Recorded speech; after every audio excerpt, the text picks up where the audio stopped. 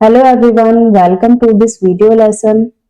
आज हम class 5 Hindi NCERT chapter number 8 जिसका नाम है काजीरंगा राष्ट्रीय उद्यान की यात्रा, इसके प्रश्न उत्तर करेंगे। उससे पहले जो इसमें कुछ मुख्य शब्द आए थे उनको देख लेते हैं। जैसे ब्रह्मपुत्र नदी है ना, एक सींग वाला गैंडा, और नीचे देखिए भौंकने वाले हिरन, बौने सुअर हिरन, दलदली हिरन, सांभर हिरन, जंगली सुअर, ये कैसे दिखाई देते हैं सबके सब। तो इसका हम थोड़ा सा आपको दिखाना चाहूंगी मैं कि ये सब कैसे दिखते हैं। तो देखिए, सबसे पहले गेंडा, एक सींग वाला गेंडा, इसका ये सींग है और ये इसका स्किन है। देखो, अब आप अच्छे से देख पा रहे होंगे कि जो इसका स्किन है वो कितना मोटा है, जो एक कवच की तरह ही दिख रहा है। इसके बारे में हम कुछ पॉइंट देखेंगे। एक सींग वाला गैंडा मुख्य रूप से भारत और नेपाल में पाया जाता है। इसे भारतीय गैंडा भी कहा जाता है। इसका सींग काले रंग का होता है। कैसे रंग का होता है? काले रंग का होता है और लगभग 20 से 60 सेंटीमीटर लंबा हो सकता है। यह अधिकतर घास, पत्तियां और फल खाता है। यह गेंडा अधिकतर असम के काजीरंगा राष्ट्रीय उद्यान में पाया जाता है, जहां इसकी सबसे ज्यादा संख्या है। ठीक है, आगे बढ़ेंगे। एक और वर्ड आया था, ऊद बिलाव। तो देखिए, ऊद बिलाव एक जानवर है जो ऐसा दिखता है। उसमें था कि ऊद बिलाव पानी में उछल कूद कर रहे थे, है ना। तो ये देखिए पानी में ही है और इस तरीके से दिखता है। इसकी दो पिक्चर मैंने ली है, ये थोड़ा क्लोज है और यहाँ पर इसको पूरा दिखाया गया है। तो ऊद बिलाव ऐसा दिखता है। इसके बारे में हम थोड़ा सा पॉइंट डिस्कस कर लेते हैं। ये एक जलीय जानवर है जो नदी या तालाबों में रहता है। इसे ऑटर कहा जाता है और ये एक स्तनधारी जीव है। ये बहुत अच्छा तैराक होता है। इसका शरीर चिकना और लंबा होता है। ये मछलियां खाता है। इसे पानी में खेलना बहुत पसंद होता है। और आगे देखिए, भौंकने वाला हिरन। तो भौंकने वाला हिरन ऐसा दिखता है। बौने सुअर हिरन, ये इस तरीके से दिखता है। आगे देखेंगे दलदली हिरन। तो दलदली हिरन ये ऐसा दिखता है। सांबर हिरन, ये सांबर हिरन की फोटो है, ये ऐसे दिखता है। आगे है जंगली सुअर, तो वो ऐसे दिखता है। इसके बाद में एक वर्ड आया था पेशावर। तो देखिए, पेशावर यहां पर आपको लिखा दिख रहा होगा। और ब्रह्मपुत्र नदी के बारे में था। तो ब्रह्मपुत्र नदी यहां पर है, आपको दिखाई दे रही होगी क्लियरली। ठीक है, अब हम इस चैप्टर के कुछ मेन पॉइंट को डिस्कस करेंगे। जैसे कि ये एक पत्र रूप में लिखा गया है। तो ये हमें पहले से ही पता है कि ये पत्र है, जिसमें चाचा अरूप कुमार दत्ता ने बच्चों को अपनी काजीरंगा यात्रा का अनुभव बताया है। काजीरंगा असम में ब्रह्मपुत्र नदी के तट पर स्थित है। यात्रा में उन्होंने हाथी पर सवारी की, हिरणों, जंगली भैंसों, एक सींग वाले गैंडे, विभिन्न पक्षियों जैसे पेलिकन, सारस, बगुला और ऊद बिलाव भी देखे। पाठ में ये संदेश भी है कि प्रकृति का संरक्षण और पशु पक्षियों के साथ मेल जोल से रहने का भाव महत्वपूर्ण है। ठीक है, आगे चलेंगे हम अपने चैप्टर पर और देखेंगे कि उसमें कौन कौन से क्वेश्चन हैं। तो देखिए, फर्स्ट है हमारा बातचीत के लिए। इसका क्वेश्चन है, नीचे दिए गए चित्र को ध्यान से देखिए, इसमें कौन से पशु पक्षी दिखाए गए हैं। तो देखिए, मैंने नाम पहले से ही लिख दिया है आपकी सुविधा के लिए। पेलिकन, ये पेलिकन है, इसको आप जानते होंगे, हाथी। ये एक सींग वाला गैंडा, जिसको मैंने जूम करके भी एक पिक्चर दिखाया भी आपको। तेंदुआ, हुदहुद, भेड़िया, और आगे देखेंगे हिरन, और ये बाघ। ठीक है, फिर दूसरा क्वेश्चन है, आपने इन पशु पक्षियों को कहां कहां देखा है। देखिए, इन पशु पक्षियों को हमने चिड़ियाघर, टीवी, डॉक्यूमेंट्री, राष्ट्रीय उद्यानों में या तस्वीरों या फिल्मों में देखा है। और यदि आपने कहीं और भी देखा है तो वो भी आप अपना अनुभव यहाँ पर लिख सकते हैं, ठीक है, अपने हिसाब से जो भी आपको ठीक लगे। फिर इसके बाद में क्वेश्चन है, इस पाठ में पशुओं के स्वभाव के बारे में क्या क्या बताया गया है। तो इस पाठ में बताया गया है कि पशु पक्षी आपस में मिलजुल कर रहते हैं। यदि उनके बच्चों पर किसी प्रकार का खतरा आए तो वे हिंसक भी हो जाते हैं, है ना। फिर नेक्स्ट है हमारा, आप कहां कहां की यात्रा पर जाना चाहेंगे और क्यों। तो ये आपका व्यक्तिगत उत्तर होगा।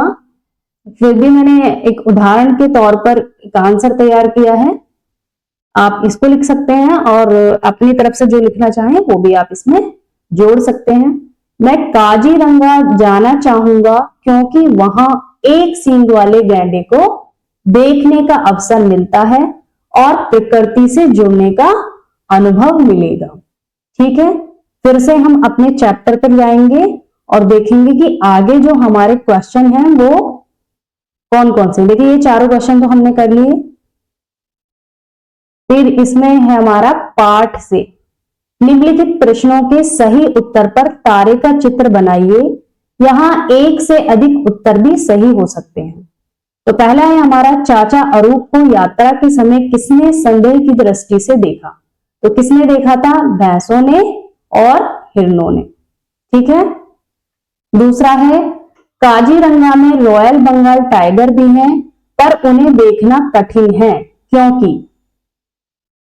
तो इसका आंसर है, वे कभी दिखाई नहीं देते, वे बड़े हिंसक होते हैं, वे रात में ही निकलते हैं, वे कभी बाहर नहीं निकलते। तो हमने पढ़ा था कि वे रात में ही निकलते हैं, तो इसका आंसर हो जाएगा वे रात में ही निकलते हैं। तीसरा है, एक विशाल हाथी तब तक निगरानी करता रहा जब तक लेखक और उसके मित्र निकल नहीं गए। जीप वहीं खड़ी रही, पूरे झुंड ने रास्ता पार नहीं कर लिया, वहां से बाघ चला नहीं गया। तो क्या था, हमने पढ़ा था ना, पूरे झुंड ने रास्ता पार नहीं कर लिया। फिर सोचिए और लिखिए। इसका पहला क्वेश्चन है, निम्नलिखित प्रश्नों के उत्तर अपनी लेखन पुस्तिका में लिखेंगे। यह पाठ एक पत्र है, ये पत्र किसने, किसे और क्यों लिखा है।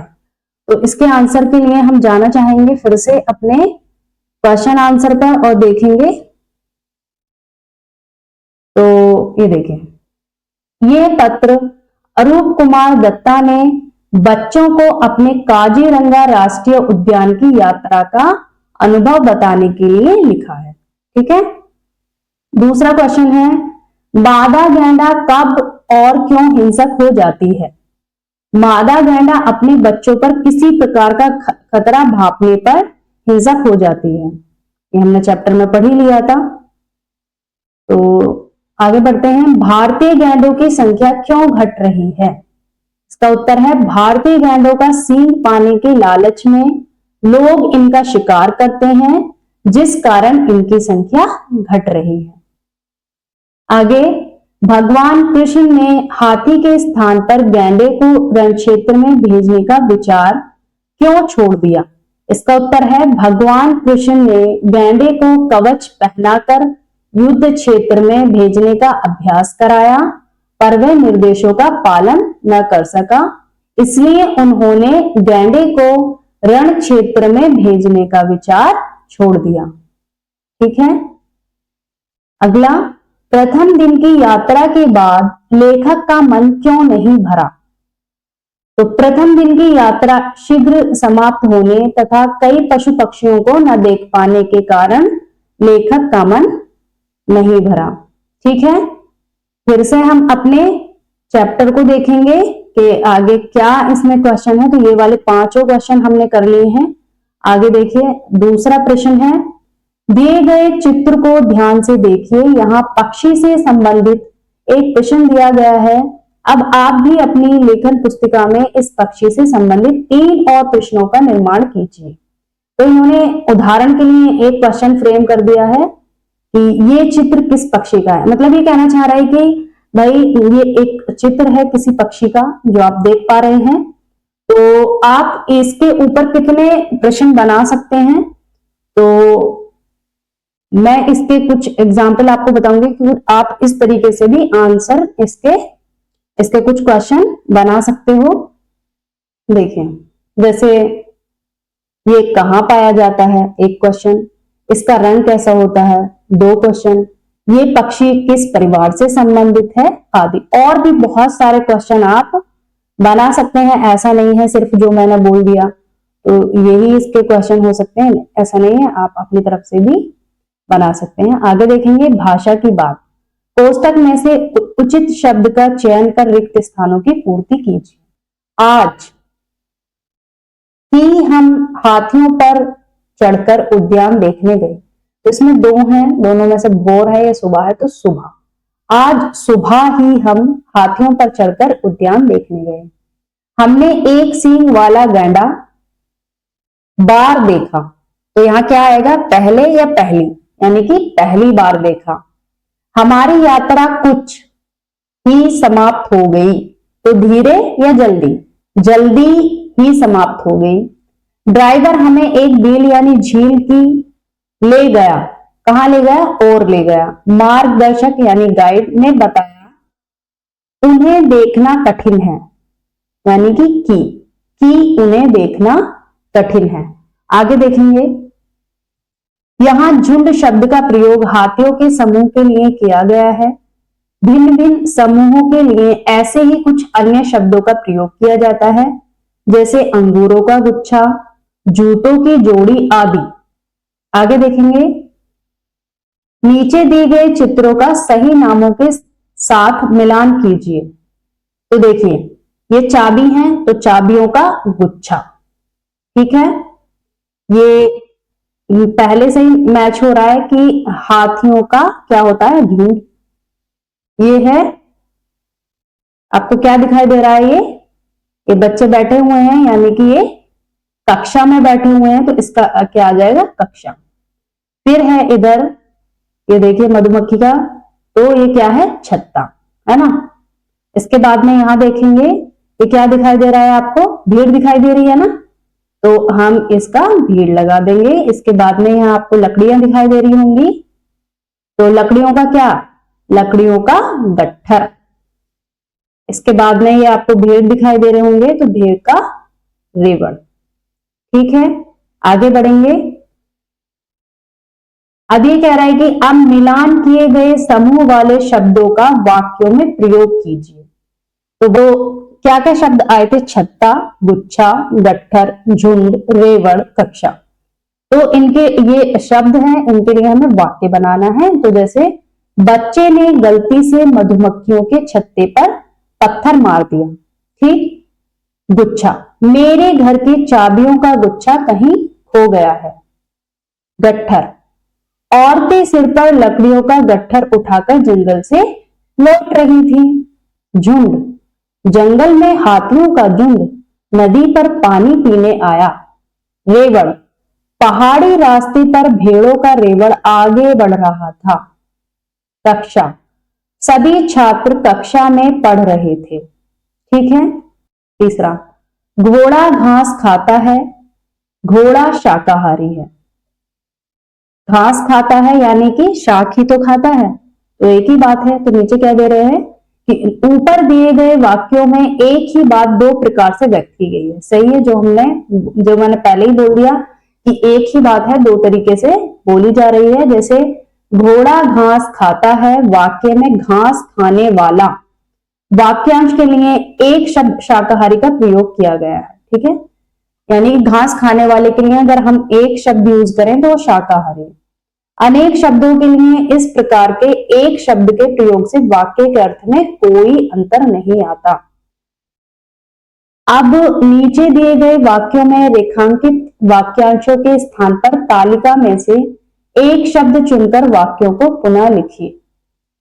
काजीरंगा का सौंदर्य देखने योग्य है। रश्मि का कार्य प्रशंसा के योग्य है। गौरव को उसके सहपाठी मधुर बोलने वाला लड़का मानते हैं। विद्यालय में सप्ताह में एक बार श्रमदान किया जाता है। मेरा बड़ा भाई सैनिक है। काजीरंगा का सौंदर्य दर्शनीय है। रश्मि का कार्य प्रशंसनीय है। गौरव को उसके सहपाठी मृदुभाषी लड़का मानते हैं। विद्यालय में साप्ताहिक श्रमदान किया जाता है। मेरा अग्रज सैनिक है। पाठ से आगे, इस पत्र में बहुत से प्राणियों के नाम आए हैं। आप उन प्राणियों को किस नाम से पुकारते हैं? अपने अभिभावकों की सहायता से कुछ पशु पक्षियों के नाम यहां लिखिए। इसके पशु पशु और पक्षी। तो देखिए मैंने ऊपर पशु के नाम पहले से ही लिख दिए हैं और यहाँ पर पक्षी। ऊपर पशुओं के हैं, नीचे पक्षियों के हैं।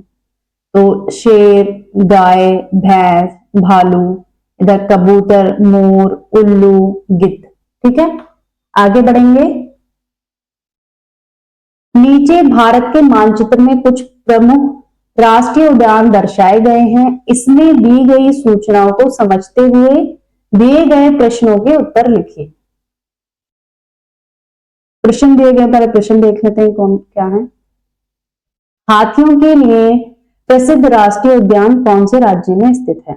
तो मैंने आंसर पहले ही लिख दिया है, केरल, लेकिन फिर भी हम इसके लिए देखेंगे। हाथियों के लिए देखिए केरल में पेरियार राष्ट्रीय उद्यान जो हाथियों के लिए प्रसिद्ध है। आगे दूसरा क्वेश्चन है, सुंदरबन राष्ट्रीय उद्यान किस राज्य में स्थित है और ये किस लिए प्रसिद्ध है?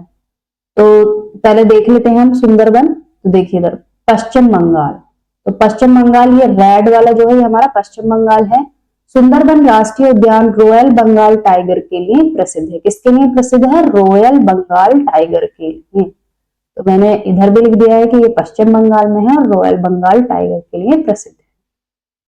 भारत का सबसे पुराना और प्रथम राष्ट्रीय उद्यान कौन सा है और ये किस राज्य में स्थित है? तो जिम कार्बेट राष्ट्रीय उद्यान जो उत्तराखंड में है। एक बार हम ऊपर भी देखेंगे इसको। देखिए इधर उत्तराखंड में है जिम कार्बेट राष्ट्रीय उद्यान। भारत का सबसे पुराना है और प्रथम राष्ट्रीय उद्यान है जो बाघों, हाथियों, हिरणों और पक्षियों के लिए प्रसिद्ध है। ठीक है, आगे देखेंगे। स्तंभ क और स्तंभ ख का उचित मिलान कीजिए। पेरियार राष्ट्रीय उद्यान, तो ये केरल। एक सींग वाले गैंडे के लिए प्रसिद्ध काजीरंगा राष्ट्रीय उद्यान। दुधवा राष्ट्रीय उद्यान, दुर्लभ और लुप्तप्राय प्रजातियों का घर। ओडिशा सिमलीपाल राष्ट्रीय उद्यान, कान्हा राष्ट्रीय उद्यान, मध्य प्रदेश। आगे यह भी जाने, राष्ट्रीय उद्यान एक ऐसा क्षेत्र है जिसे सरकार द्वारा प्राकृतिक पर्यावरण के संरक्षण के लिए सुरक्षित रखा जाता है। यहाँ उपस्थित पेड़ पौधे, पशु पक्षी अपनी प्राकृतिक अवस्था में संरक्षित रहते हैं। भारतीय वन्यजीव संस्थान के अनुसार वर्तमान में भारत में 106 राष्ट्रीय उद्यान हैं। कितने हैं? 106 राष्ट्रीय उद्यान। ये याद रखने वाली बात है। आगे बढ़ेंगे। पुस्तकालय एवं अन्य स्रोत। विद्यालय के पुस्तकालय में जाकर भारत के किसी एक पक्षी अभयारण्य के बारे में पढ़िए। अपने समूह में मिलकर वहां पाए जाने वाले पशु पक्षियों के चित्र एकत्रित कर या बनाकर उन्हें अपनी कक्षा में प्रस्तुत कीजिए। आप अपनी प्रस्तुति में निम्नलिखित जानकारी सम्मिलित कर सकते हैं। कौन सी जानकारी? कि पक्षी अभयारण्य क्या है, इनकी स्थापना करने की आवश्यकता क्यों पड़ी, वर्तमान में भारत में कुल कितने राष्ट्रीय पक्षी अभयारण्य हैं, भारत के 5 प्रसिद्ध राष्ट्रीय पक्षी अभयारण्य कौन से हैं, इनमें कौन से पशु पक्षी पाए जाते हैं। इस जानकारी को ढूंढने तथा लिखने के लिए आप पुस्तकालय, अभिभावक या किसी अन्य स्रोत की सहायता भी ले सकते हैं। आगे बढ़ेंगे। नीचे दिए गए बादलों में मछली और बंदर का चित्र बनाया गया है। अब आप भी दिए गए बिंदुओं को मिलाकर चित्र पूरा कीजिए और उसमें रंग भरिए। तो देखिए बादल है, ये मछली जैसा दिखाई दे रहा है और ये भी बादल है जो बंदर की तरह लग रहा है ना। तो नीचे कुछ पिक्चर है, देखिए ये पिक्चर है, ये भालू की है और ये बिल्ली की है। आपको पहले इसको ठीक से ड्रॉ करना है और उसके बाद में कलर करना है। आगे बढ़ेंगे। घूमो देखो, लोकतक झील मणिपुर। मणिपुर राज्य की लोकतक झील भारत की ऐसी एकमात्र ताजा पानी की झील है जो तैरती हुई दिखाई देती है। यानी मणिपुर राज्य में एक झील है जिसका नाम है लोकतक, और वो एकमात्र ताजा पानी की झील है जो तैरती हुई दिखाई देती है। समझ रहे हो? इस सुंदर झील में घनी जलीय घास के बड़े बड़े हिस्से तैरते रहते हैं जिन्हें फुमदी कहते हैं। क्या कहते हैं? फुमदी। सोचिए, इन फुमदियों पर मछुआरे अपनी झोपड़ी बनाकर रहते हैं। मतलब इन फुमदियों पर मछुआरे अपनी झोपड़ी बनाकर रहते हैं। फुमदी का सबसे बड़ा द्वीप 40 वर्ग किलोमीटर क्षेत्रफल का है। कितना है? 40 वर्ग किलोमीटर। इस द्वीप पर भारत तथा विश्व का एकमात्र तैरता हुआ नेशनल पार्क स्थित है। नेशनल पार्क भी स्थित है। भारतीय वैज्ञानिकों के अनुसार फुमदी में बहु एंजाइम उत्पादक जीवाणु और पौधों की वृद्धि के लिए उपयोगी रसायन भी मौजूद होते हैं। यहाँ अनेक जलीय पौधे और जानवर बिना संरक्षण के फल फूल रहे हैं। मणिपुर का राज्य पशु संगई हिरण है। क्या है मणिपुर का राज्य पशु? संगई हिरण। इस क्षेत्र में घूमता हुआ दिख जाता है। आगे देखेंगे। देखिए, ये है फुमदी। ये हरे रंग की जो दिखाई दे रही है यहाँ पर, ये फुमदी है। यहाँ पर ही क्या करते हैं? मछुआरे अपनी झोपड़ी बनाकर रहते हैं। आगे बढ़ेंगे। हरे भरे पहाड़ों की नगरी, तो कौन है वो? कूर्ग, जो कर्नाटक में है। कूर्ग या कोडागु एक बहुत सुंदर पर्यटन स्थल है जो अपनी प्राकृतिक सुंदरता के लिए प्रसिद्ध है। ये कर्नाटक का एक प्रशासनिक जिला है। क्या है? कर्नाटक का प्रशासनिक जिला है। यहाँ के हरे भरे पहाड़, घने जंगलों, मसालों और चाय कॉफी के बागानों से भरे पड़े हैं। इस कारण इसकी सुंदरता अद्भुत है। कूर्ग 3 तालुकों, यानी तालुक मतलब क्षेत्र, से मिलकर बना है। तो कौन कौन से हैं वो? मदिकेरी, सोमवारपेट और विराजपेट। कूर्ग अपने शांत वातावरण तथा सुंदरता के लिए पर्यटकों के मनपसंद स्थलों में से एक है। यहाँ का मौसम अधिकतर सौम्य ही रहता है। गर्मी के मौसम में भी यहाँ का तापमान अधिक नहीं रहता। कूर्ग की मंडल पट्टी पहाड़ी की ऊंचाई से आप आकाश में घूमते बादलों को समीप से देखने का आनंद उठा सकते हैं। कूर्ग कावेरी नदी का उद्गम स्थान भी है।